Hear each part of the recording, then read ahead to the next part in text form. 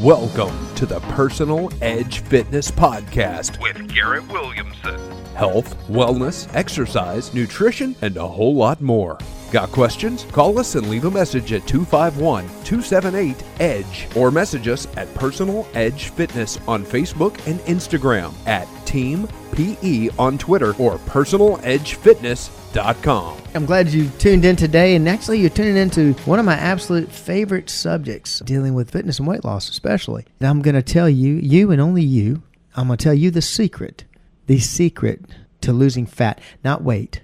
Not just seeing that number move on your scale, but I mean fat. That stuff that we don't care for whatsoever. I know it's an energy store. We can take in plenty of ready energy when we're eating food. We're going to get rid of fat today. And I'm going to tell you the secret is, I hope you're keeping up with what you're supposed to be doing when you hear that sound. But the key to fat loss is pretty simple. It's one that, of course, being a personal trainer and involved in exercise for as long as I have been, I've got people that come to me for weight loss. We've got a fantastic lifestyle change program that deals with weight loss called Catalyst, and it's heavily involved in. We're getting down to the nitty-gritty today, folks. Not beating around the bush. We're not talking about a variety of exercises or some things that, some kind of ab exercise or what have you to bust that belly fat. We're talking about getting rid of fat all around the body. I mean, it's a simple concept. It's a simple part of something you do every single day that you ought to be taking in as much as you possibly can. If you haven't figured it out by now, it happens to have something to do with the sound that you hear every single week with every single podcast. That's right. It's the most valuable resource on the planet, and it's the one that actually makes you get rid of fat. It is water. Now, I'm sure this is something you've heard before, but you've never heard it from the kid who in the carpool always sat there and said, "Why, Mrs. Johnson? Why? Don't just tell me something. Tell me why." And today I'm going to tell you why. Why water gets rid of fat. Not weight, but gets rid of fat. Now, water can do a lot of things. I'm sure you've heard that. We've all heard of the great benefits of water. Our body is made up majority of water. The planet is made up majority of water, and that's why we need water. It's good for you. I hear that. I know you've heard that in every fitness program, every diet program, they've got water in there. You've heard me drinking water in it. You know I was going to mention water. You probably just passed over you because you've heard it so many times, but you've probably never known exactly why it's important to drink water. Why it's important to drink water for fat loss. Now, a couple of the benefits of water: lubricating different body parts and what have you through fluid, through water. It's great for keeping your blood more viscous, in other words, a little bit thinner. And so it moves easier through the body, which actually, if your blood's moving easier through the body, then your heart doesn't have to work as hard. And actually, it doesn't take as much energy. So not only does it help lower the blood pressure, but also it increases energy, just drinking water, because you're making your systems not have to work so hard. They're working more efficiently. It carries nutrients to cells and it carries waste products away. It aids in digestion. It aids in every single body function, every single organ function. Your organs work better with more water. One of the biggest examples of that is if you're having difficulty thinking clearly, you're having difficulty remembering names, you're having difficulty trying to put together a speech or trying to be creative about something, most likely check your water. Check and see how much water you've had to drink, because I bet you 9 times out of 10, you're going to be low on water. It aggravates my clients, I believe, because they believe I have one answer for a lot of things that they tell me, and that is drink more water. But it's true. If the majority of your body is made up of water, if you're low on water, believe me, everything's not going to work well. And you're going to have problems. You're going to have difficulty, cramps, sore muscles, what have you. So let's get back to what I was talking about earlier, and that is, how does water get rid of fat? Not weight, not indirectly, but directly, it gets rid of fat. Well, there's several ways that this actually happens. One of the ways is through what we call the Krebs cycle. Now, if you're not familiar with that and you think back to your days in high school in biology, you learned about the Krebs cycle. And I'm not going to get too deep into all the steps of the Krebs cycle. It's basically talking about dealing with liver functions. And if you're older and you've been to the doctor and you've had some difficulties, or they're just doing some simple blood tests, one of the things they're testing is they're testing liver functions, because your liver handles a large amount of jobs, let's put it that way. And one of the biggest things that it handles is breaking down and processing fat, either storing fat or getting rid of it out of your body. It's basically the central work center for dealing with fat. And it actually does break it down and helps process it. It processes alcohol. A lot of people know about that. It does the same thing with fat. Well, if it's processing fat and breaking it down and getting rid of it, we want that thing working as fast as it possibly can, as hard as it possibly can. I want it on overload. I want to pay it overtime. I want it working as much as it possibly can. Well, in order for that organ to work at full capacity, then the kidneys have to work at full capacity.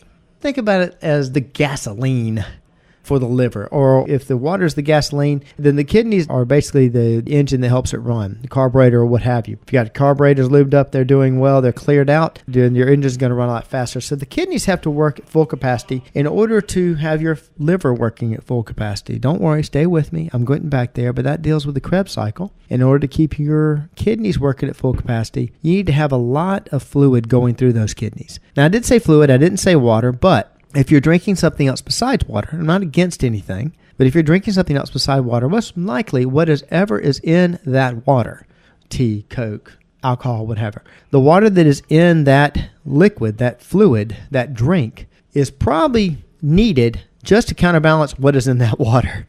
Mind you, during this whole talk, I'm not going to tell you not to drink anything else. That's not what I'm talking about. I'm talking about just drinking water. Get back to it. We're talking about high liver function. We got 2 kidneys working at full capacity. Now we've got a liver working at full capacity. If we have that, then we have the liver processing fat as fast as it can. And that's one way that water gets rid of fat.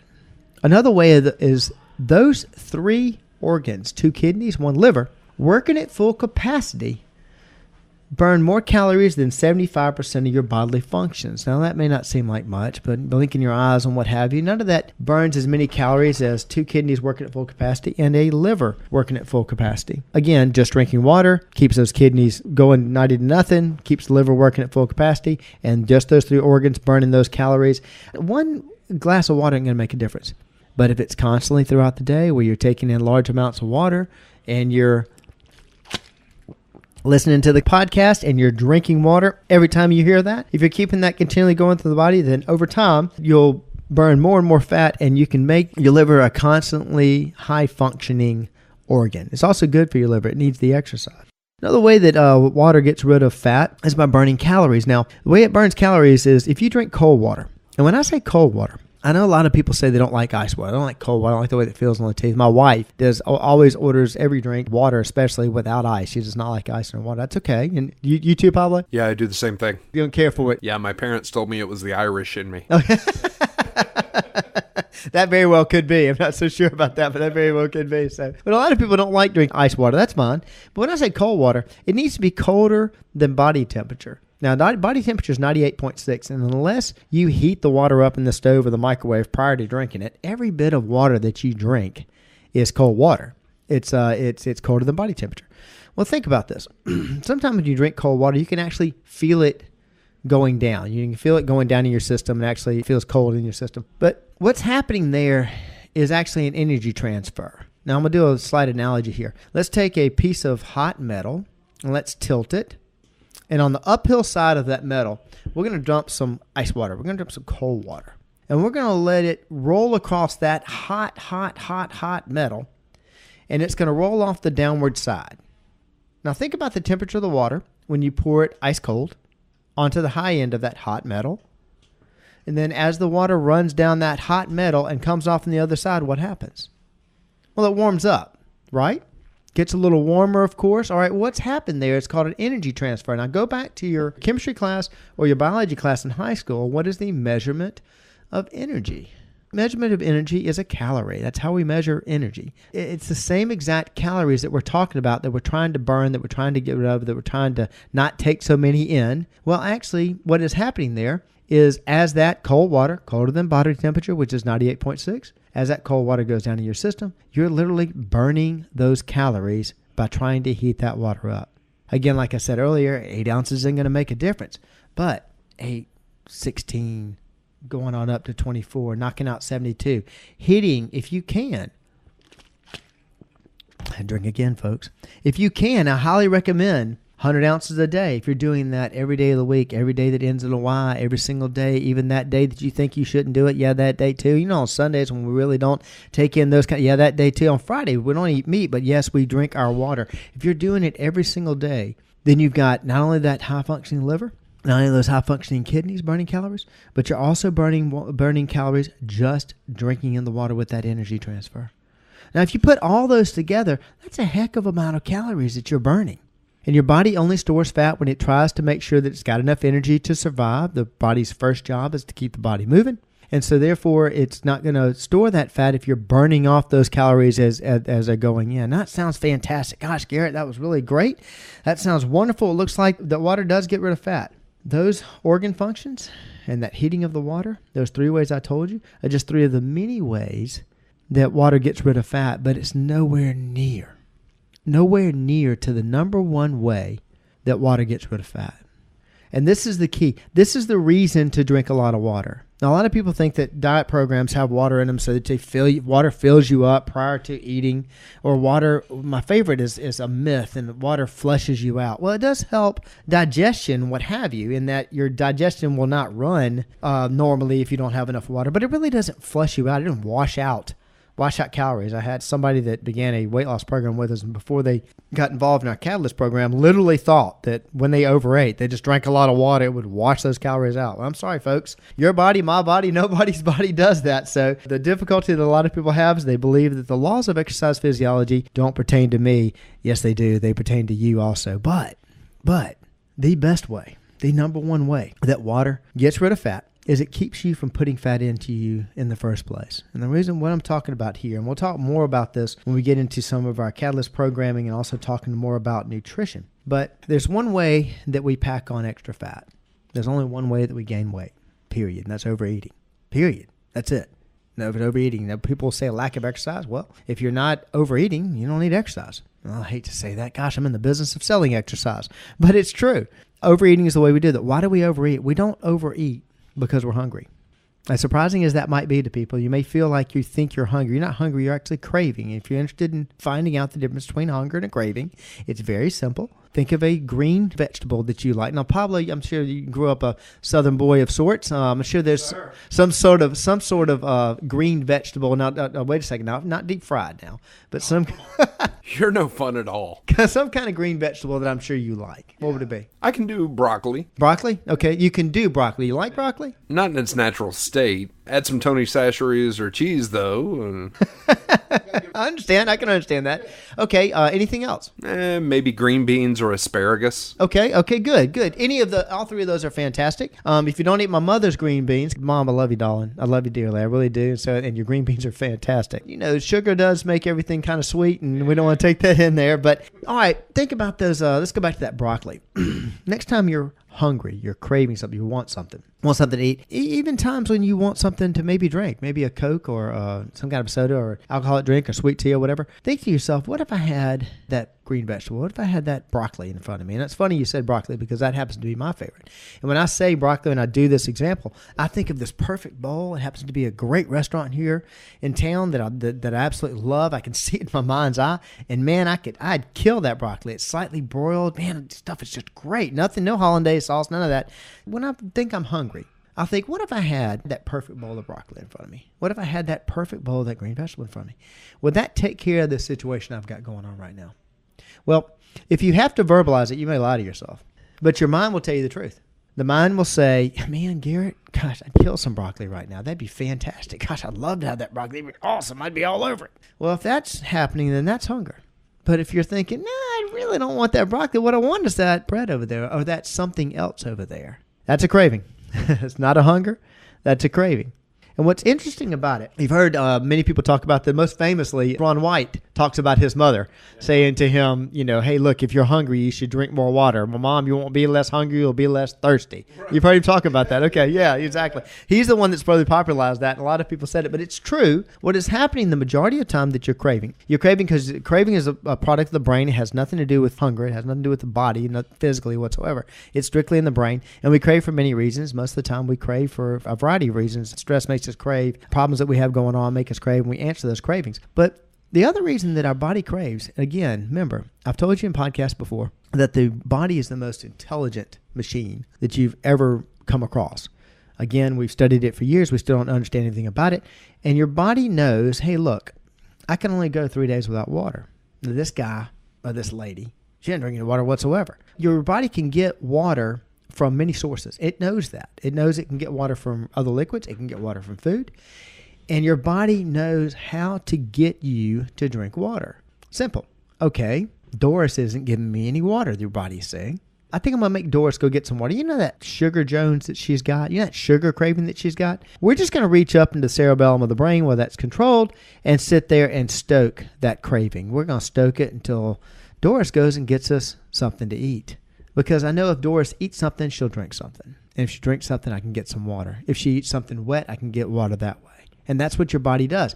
Your body uses the cravings to get water. That's why you've heard the popular term, the popular phrase, water cuts cravings. That's exactly what's going on. The majority of the time that you're craving, there is a lack of water situation going on. A lack of water situation is not thirst.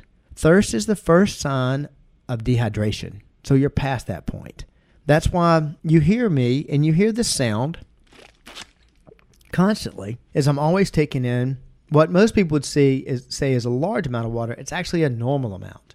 We've heard for many years that 8-ounce glasses is the norm. That's what you should take in. That's the bare minimum. That's the bare minimum to keep you from getting dehydrated. Taking in on a regular basis, every day of the week, even Friday, even Sunday, whatever day it is, Christmas Day, that day that you weren't going to drink water, even doing it every single day on a regular basis is going to keep you burning fat. It's going to have your body run more efficiently. And I'll tell you some added benefits to it also. Think of products that you're going to buy or people buy. Maybe you buy, maybe your senior relatives buy.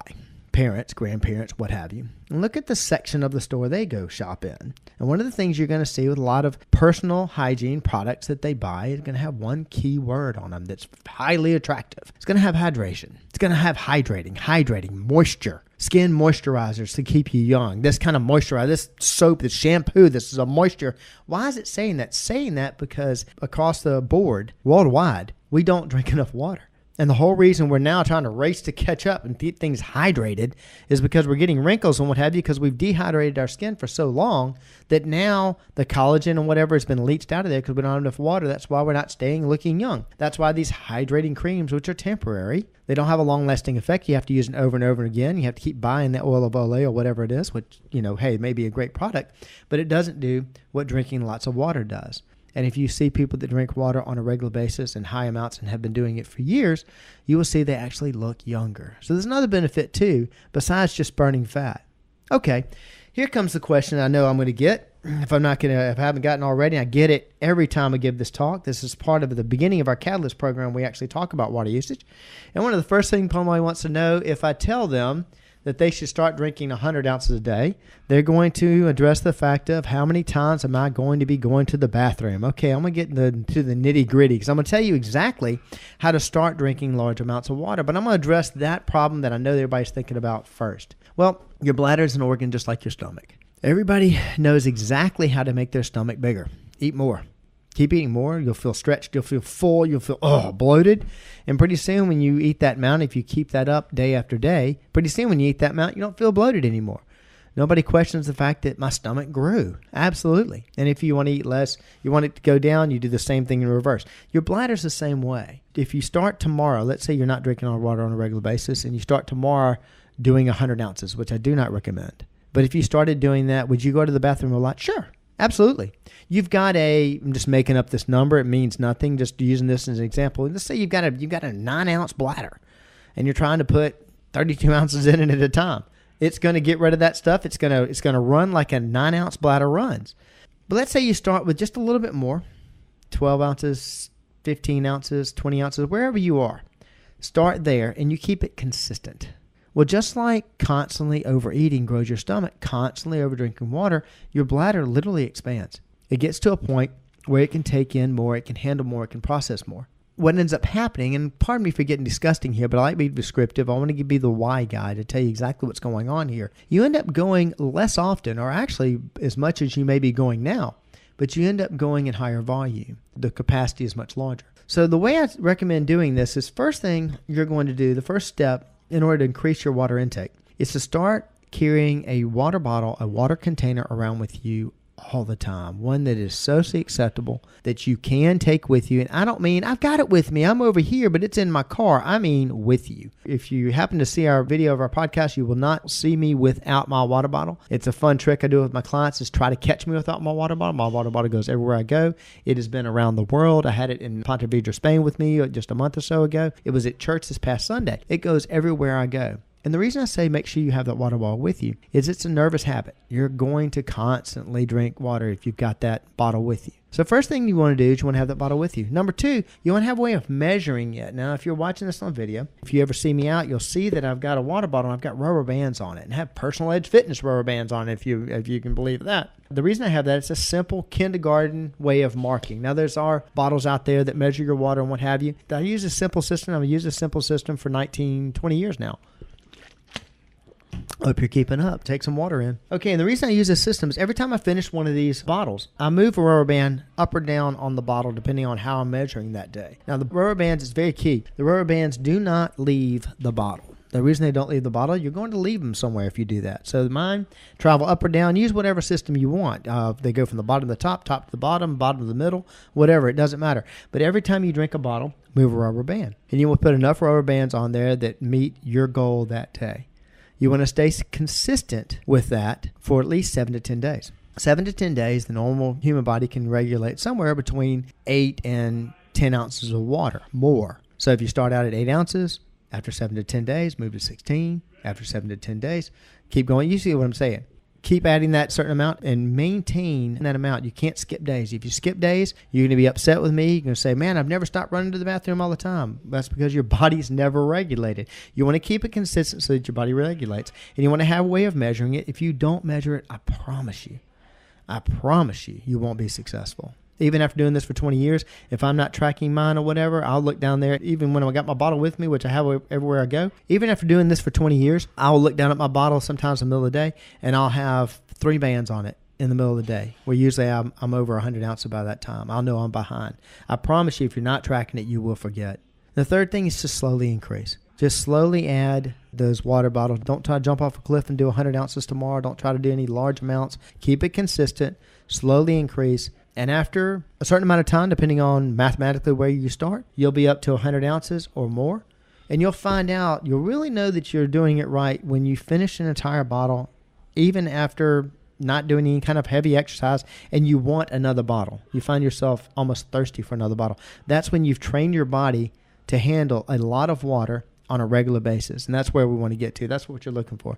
Always be thirsty. Always be hydrating. Hey, listen, if you enjoy the show, subscribe with us. Even go so far as you like it to please share it. If you're interested in more information, don't think twice about giving us a call. We'd love to have your comments. If there's something pertains to the show, we'll play the comments on air and answer your questions. Answer your questions on any topic of health and fitness. Contact us at 251-278-EDGE, E-D-G-E. Get in touch with us. We'd love to speak to you. And if you're interested in some more tips on water, contact us at info@personaledgefitness.com. Drop me an email. Be glad to send you some tips on drinking water. This is Garrett Williamson for the Personal Edge Fitness Podcast. Thanks for listening and stay hydrated. Thanks for listening to the Personal Edge Fitness Podcast with Garrett Williamson. Subscribe now and be a part of the show by calling 251-278-EDGE or message us on Facebook and Instagram at Personal Edge Fitness or at Team PE on Twitter, and visit us at personaledgefitness.com.